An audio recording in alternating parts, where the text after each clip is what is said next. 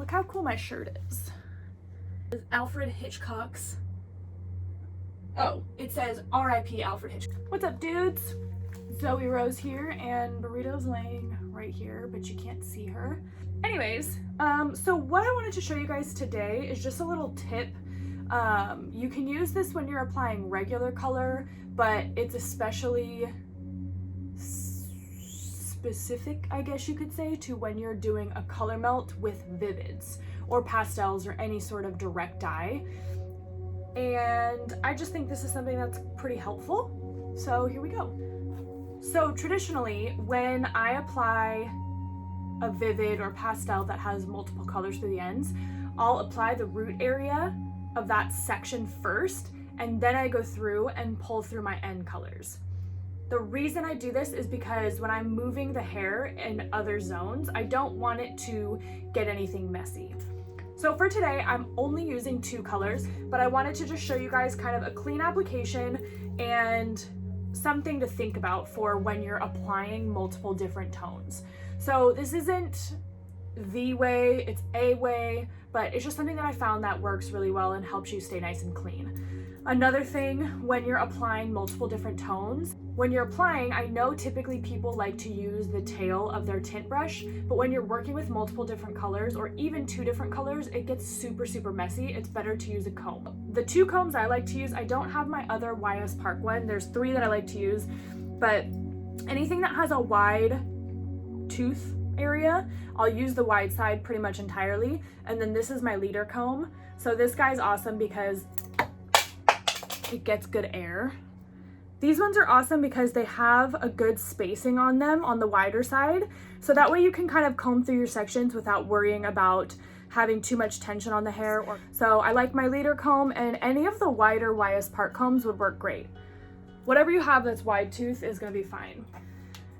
So I have only 1 glove on right now because my camera won't start and stop with a glove on. I would be wearing 2 gloves.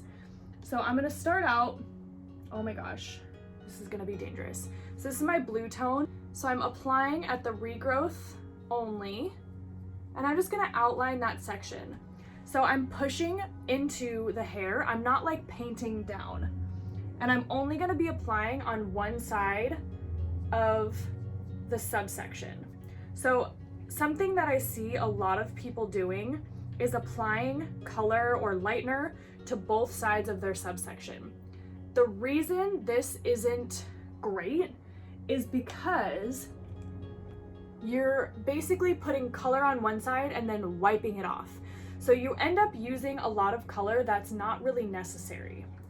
So what I'm gonna be doing here is I'm gonna be taking a diagonal back subsection and I'm gonna lay it down and I'm gonna apply on the back side or the front side, depending on how you're looking at it. And I'm just gonna work my way. I already have color on my fingers. So I'm just gonna work my way using my comb to subsection. And I'm gonna paint on, just pushing that color into my section. So I'm using the wide side of my comb, making sure that I'm taking a thin enough section that I could read a book through it. And I'm just painting on one side and dropping my section. We are gonna go back and cross-check to make sure that we've gotten everything that we need to get. But if you're taking a skinny enough subsection and you're applying by pushing your tint brush into the hair, you don't need to go in and apply on both sides.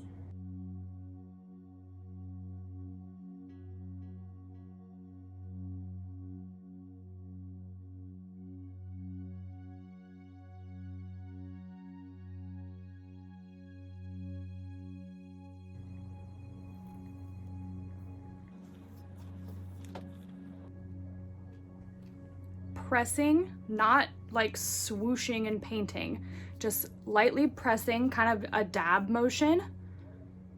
Not like the dance move, like a paint brush. What's that? Is that it? One of my little clients showed me one time, but I don't know if that's right.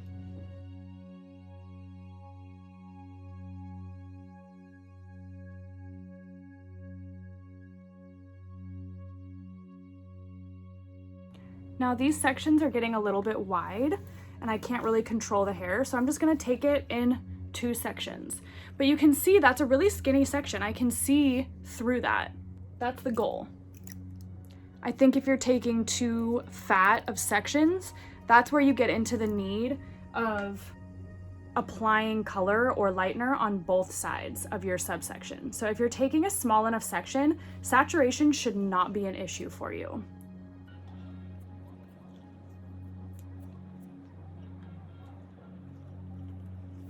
So what I do want you guys to notice is that this entire time I've been working, I haven't put my comb down. So my comb remains in my hand, and I know a lot of people argue that using your comb to section instead of the tail of your tint brush is a longer process, and it might be when you first start practicing this way. You just want to think that you're working in a really clean way. So overall, this is going to be a lot more efficient, and you don't run the risk of flinging color all over the place or getting lightener or color on your client's face or in their hairline or anywhere that you don't want the color to be. So the things that you think might be kind of a pain in the ass or they might take too long, you know, just the way I see it is if it takes me an extra 5 seconds, but my color application is beautiful, I look professional while I'm doing it, my client is gonna be really psyched that I'm working clean, right? So now that I've got all that in place, I'm gonna just kind of pull everything down.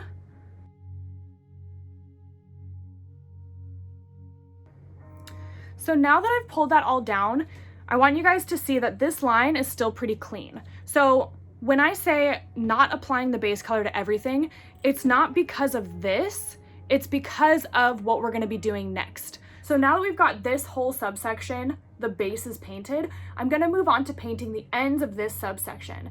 The reason I'm not choosing to paint the base on the rest of this is because I want it to stay nice and clean. Now keep in mind, this is a direct dye. So this doesn't have a specific processing time.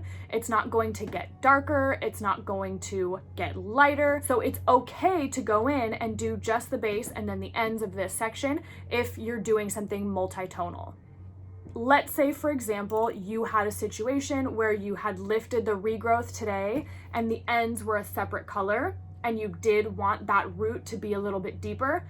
Absolutely apply everything at the root first and then apply your ends. But for the purpose of just kind of working in a clean manner, I just wanted to show you guys this quadrant, doing it this way so you can maybe kind of try it out, see if it works for you. So for this first subsection, I'm gonna take this first little piece here and I'm gonna use my hand to work this color in so it doesn't touch the ear at all. So I'm blending that right up to the line of demarcation from where I applied my base color. Swiping in X patterns down the hair. So I'm gonna place a foil underneath here and place that down. So that's gonna help protect the skin from getting stained at all. So now I'm gonna take my next subsection, still using my comb, and I'm gonna paint my next shade, feathering that in. I know it's kind of hard to see because my gloves are black, but just working that in, using my thumb.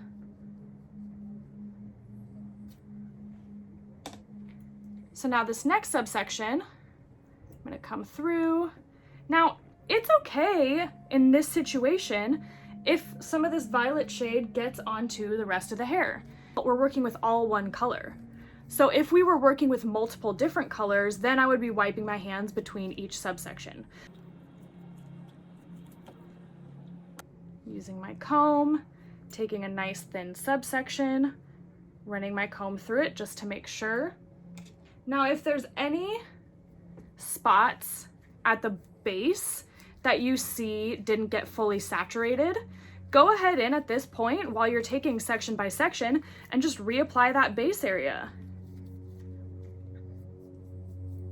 So I'm working it in, making sure I'm spreading that hair out, moving the color around to make sure that it's really nice and saturated.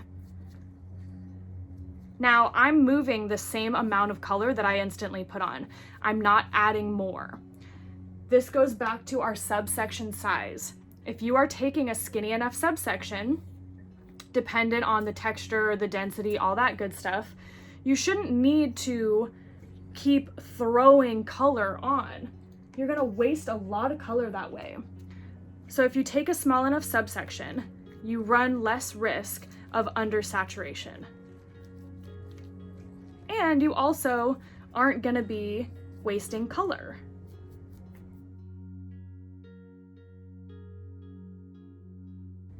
Another key point that I would like to bring up, and this is not meant to offend anybody, but another reason that it's a little bit more professional to use a comb and tint brush instead of using maybe a bottle application. Now, I understand there are some colors that are very liquidy. They have a really high viscosity and it does require you to work a little bit more quickly. Maybe at the shampoo bowl, you might put that color in a bottle and apply it in that way. But I'm just talking about root colors, all over colors, things like that, direct dyes like this. What I really want you guys to think about is the professionalism that you're bringing to your chair. So something that I see a lot of is people trying to take a quicker route or an easier way. That's all fine and good, but at the end of the day, if you want to raise your prices, if you want to continuously be booked, and if you want to just do all around really good, high quality work, you have to be professional. So when I say professional, that means a million different things to everybody, right? But what I want you guys to think about is the fact that we have a license. We paid a lot of money to go to school and learn how to do what we do. A lot of people think that they can do what we do easily. There's so many at-home hair colors, there's so many things that are accessible to the public. So why should they come to us instead of getting their hair done by a professional? It's things like this, taking proper subsections and using a comb and working in a clean method instead of just using a bottle to throw color on at the shampoo bowl, right? These are the things that separate us from either another messy lower end hairstylist or from them just doing it at home. So I want you guys to think about that the next time you want to take a shortcut. Is this going to separate me from my client doing their own hair in their own bathroom? We all know at-home hair color isn't made with high quality ingredients. It's made to be one size fits all. We know the science behind it, but your clients want to feel pampered. They don't want to leave with a halo of dark or a halo of color around their forehead because they did their own hair at home in a messy t-shirt. You shouldn't be doing color the same way they would be doing it at home. So most people, when they're doing their own hair at home, aren't using a comb and a tint brush, right?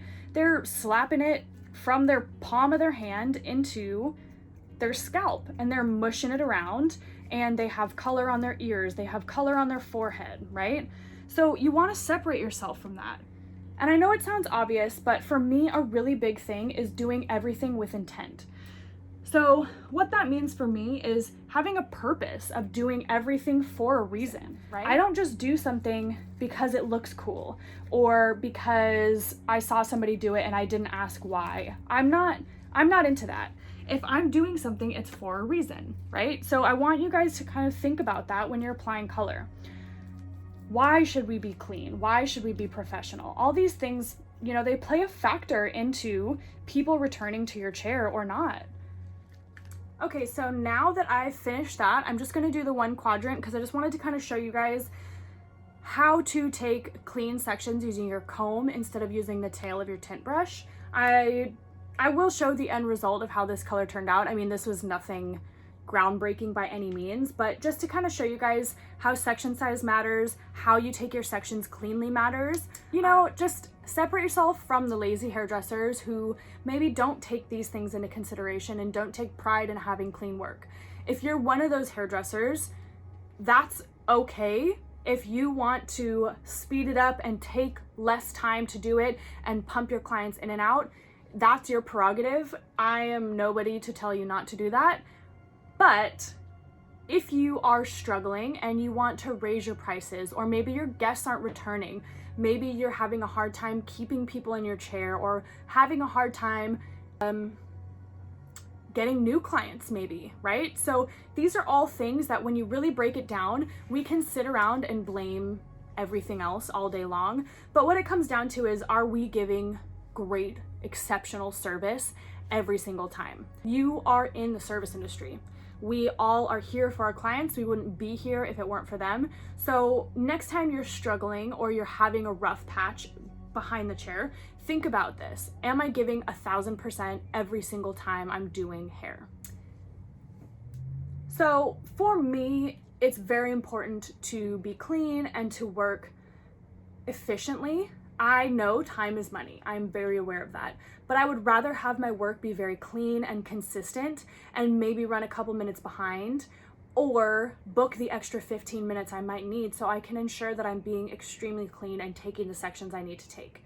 If you aren't in control of your books, maybe you work for someone else and you are on a specific time block system, that's totally fine. Figure out what you need to do to work in a clean, efficient way, and just practice, you know? And one of my best pieces of advice is, don't practice till you get it right. Practice until you can't get it wrong. So this way you're working on it, and you'll get so consistent, it's gonna be very efficient, and everything that you do is just gonna kind of fall into place. So we've got a finished result of our melt. So this is more of just kind of like a rooted look, right?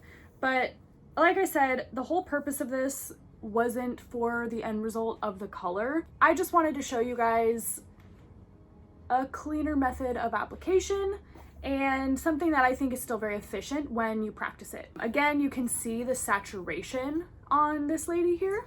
It is pretty. This is a color line I no longer use because I don't love it. I'm not gonna give the formula because that wasn't the purpose of this, and I hate to say this, but I don't back this product, so I don't want to encourage anybody else to use it with my advice. So I hope you enjoyed it, and maybe I'll do a color remover tutorial on her soon. So yeah, have a great rest of your day and stay hydrated. And since this sleepy old lady didn't make an appearance at all the whole video, here she is. I woke her up, so she's mad. Look at how chubby she is. Oh, look at her, say hi. You chubby old lady. Oh, okay. And if there's anything else that you remember, you let us know.